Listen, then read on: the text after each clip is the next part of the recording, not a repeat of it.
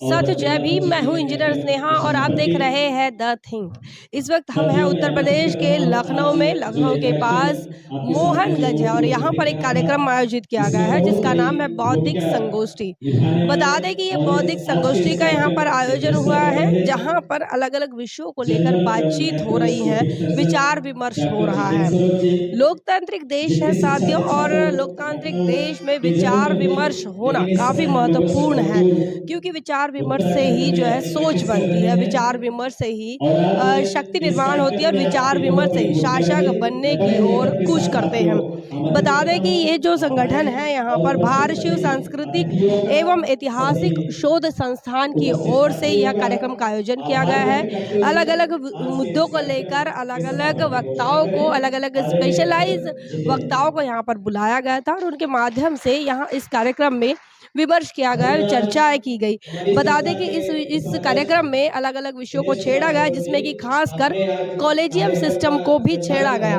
Collegium system वो चीज है जो कि इस देश के अंदर जो जुडिशरी है, तो जुडिशरी में किस प्रकार से न्यायालय के अंदर, उच्च न्यायालय के अंदर, सर्वोच्च न्यायालय के अंदर किस प्रकार से जज बने जाते हैं और किस प्रकार से जज बनने की प्रक्रिया है, क्या नियुक्ति प्रक्रिया है, उस विषय पर भी बात की गई। बता दें कि सुप्रीम कोर्ट के अंदर कहो या फिर उच्चतम न्यायालय में कहो, जो जज बनाए जाते हैं, तो उसमें एक कहावत, ऐसी कहावत कही जाती है कि पहला जज हमेशा दूसरे जज का मामा या चाचा होगा। इसका मतलब यह है कि यहाँ पर सिफारिश के दौरान ही, सिफारिश से ही इस देश के अंदर जज बनने की प्रक्रिया पूर्ण होती है और बिना सिफारिश के यहाँ जज नहीं बना जा सकता जज। और इसीलिए जुडिशरी के अंदर सबसे ज्यादा जो संख्या है सवर्ण जजों की संख्या है, जिसमें कि जो बहुजन समाज के हैं, जिसे SC ST OBC जिसे कहा जाता है, उनकी संख्या बिल्कुल भी नगण्य है, उंगलियों पर गिनने लायक। और इसीलिए इस सिस्टम पर, कॉलेजियन सिस्टम पर भी जो है लोग बात कर रहे हैं और इस बौद्धिक संगोष्ठी में यह मुख्य विषय रहा है। इस विषय पर बात करने के लिए इलाहाबाद हाईकोर्ट से एक अधिवक्ता आए हुए थे, जिनका भाषण जो है आपको हमारे चैनल पर देखने को मिल जाएगा। साथ ही आपको ये बता दें कि उत्तर प्रदेश के अंदर नामकरण की राजनीति चल रही है, ना ही सिर्फ उत्तर प्रदेश के अंदर, संपूर्ण देश के अंदर। आपको बता दें कि संसद के पास जो मुगल गार्डन था, उस मुगल गार्डन का भी नाम बदला गया। तो इसके बाद से लगातार जो है उत्तर प्रदेश से ही इस नामकरण की राजनीति की शुरुआत हुई थी, नाम को बदलने की शुरुआत हुई थी। जितने भी बहुजन समाज पार्टी के शासनकाल में जितने भी जिले बनाए गए, जितने भी नगर बनाए गए, जितने भी योजनाएं लागू की गई बहुजन समाज पार्टी के शासनकाल में, जो कि बहुजन महापुरुषों के नाम पर रहा, उसको बदलने का काम समाजवादी पार्टी ने किया। उसको बदलने का काम आज योगी सरकार, योगी आदित्यनाथ भी कर रहे हैं। तो ये जो नाम बदलने की राजनीति है, इस नाम बदलने की राजनीति को लेकर भी आज बहुजन समाज के लोग जो है वो चर्चा कर रहे हैं। वही बहुजन एकता को लेकर भी बात की जा रही है। इस देश के अंदर SC ST OBC किस प्रकार से एक सूत्र में बंधे और किस प्रकार से एक दूसरे के सुख दुख में साथ आए, इस बात पर भी यहाँ पर विचार विमर्श किया गया। इस बात पर प्रकाश डालने के लिए नेशनल जनमत के चीफ एडिटर नीरज पटेल आए हुए थे और उन्होंने इस विषय पर बात की। इसी के साथ साथ पत्रकारिता का गिरता स्तर, इस बात को लेकर भी यहाँ पर चर्चा हुई। पत्रकारिता का जो गिरता स्तर की अगर हम बात करें, तो सबसे पहले हमें ये जानना होगा कि भारत की जो अभिव्यक्ति की आज़ादी है, आर्टिकल 19 जो कहता है, उसके तहत पत्रकारिता को जो है, पत्रकारिता को स्वतंत्र दर्जा देना चाहिए और स्वतंत्र पत्रकारों का जो है, स्वतंत्र पत्रकारों की बात या सुनी जानी चाहिए, उनका सम्मान होना चाहिए। लेकिन बात वो नहीं हो रही है। पत्रकारिता की अगर बात की जाए तो पत्रकारिता में पत्रकारों को स्वतंत्रता नहीं है, आज़ादी नहीं है, वो विपक्ष की भूमिका नहीं अदा कर रहा है। आज की तारीख में पत्रकारिता की दृष्टि से भारत का जो सूचकांक है वो गिरता जा रहा है और आज बहुजन समाज जो है इन मुद्दों को छेड़ रहा है, इन मुद्दों पर चर्चा कर रहा है, इन मुद्दों पर बात कर रहा है। ये भी बता दें कि ना सिर्फ पत्रकारिता का गिरता हुआ स्तर है, बल्कि यहाँ पर लोक गायक हो, गीतकार हो, गाने लिखने वाले हो, उन तमाम लोगों की आज़ादी पर भी सवाल है, उनकी अभिव्यक्ति की आज़ादी पर भी आज सवाल खड़े हो रहे हैं। जो भी सवाल सरकार से करते हैं वो लोग देशद्रोही की लिस्ट में शामिल हो रहे हैं। जो सरकार की चापलूसी करते हैं वो लोग जो उन लोगों को इस देश के अंदर देशद्रोही नहीं बल्कि देशभक्त या राष्ट्रभक्त कहा जाता है, राष्ट्रवादी कहा जाता है।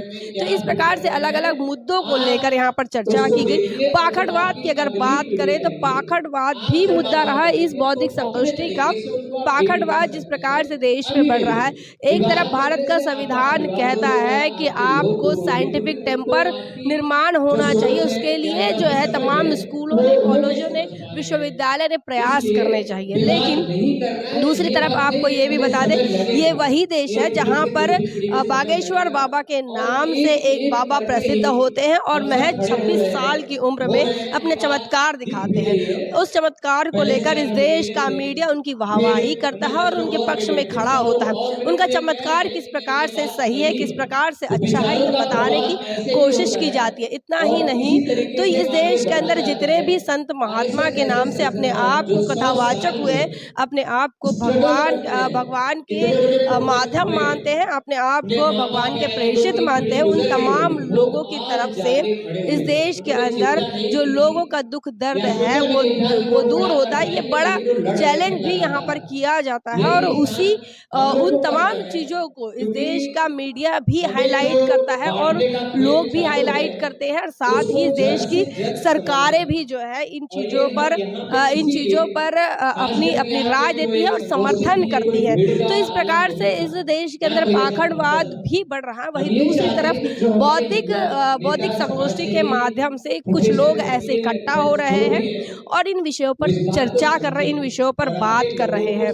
और भी आपको बता दें कि और भी अलग-अलग, जैसे कि निजीकरण का एक मुद्दा है, निजीकरण पर भी आज चर्चा हो रही है। इस देश के अंदर प्रतिनिधि के रूप में जो आरक्षण मिला हुआ है इस देश के SC ST OBC को, उनका रिप्रेजेंटेशन रोकने के लिए एक बड़ी साजिश कांग्रेस के शासनकाल में हुई और उसी को आगे बढ़ाने का काम बीजेपी सरकार कर रही है और बड़ी तादाद में इस देश में निजीकरण हो रहा है। निजीकरण से सबसे ज्यादा अगर किसी का नुकसान हो रहा है तो वो इस देश के SC ST OBC का हो रहा है और इसीलिए अब निजीकरण पर भी चर्चा करने लगे हैं। जाति जनगणना एक मुद्दा रहा है कि बता दें कि अब बिहार सरकार ने फिलहाल जाति जनगणना की शुरुआत कर दी है। वहीं उत्तर प्रदेश के अंदर समाजवादी पार्टी ने भी इस बात की पहल करने के लिए अपना काम शुरू कर दिया। वहीं बहुजन समाज पार्टी की तरफ से कई दिनों से, कई सालों से जातिगत जनगणना, जातिगत आधारित गिनती की बात बहुजन समाज पार्टी माननीय कांशीराम साहब के समय से ही करते आ रही थी और आज भी बहुजन समाज जो है वो इस प्रकार के कार्यक्रमों के माध्यम से जातिगत जनगणना की बात कर रहे हैं और जातिगत जनगणना पर अवेयरनेस फैला रहे हैं, जन जागृति फैला रहे हैं। वहीं संविधान खतरे में है, इस बात की चिंता भी इस प्रकार के संगोष्ठी में जताई जा रही है। भारत का संविधान इस देश के तमाम दबे कुचले, शोषित, वंचित, पीड़ित लोगों को उनको जीने का अधिकार देता है, मान सम्मान से जीने का अधिकार देता है।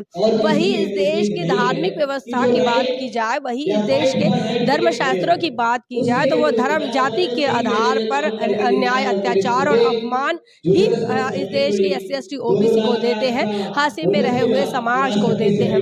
और इसीलिए देश की सरकारें भी है, चाहे कांग्रेस की सरकार हो चाहे बीजेपी की सरकार हो, दोनों सरकारें इस देश में अपने धर्मशास्त्रों के अनुसार मनुवादी सिस्टम को ही बढ़ाने का काम करता है।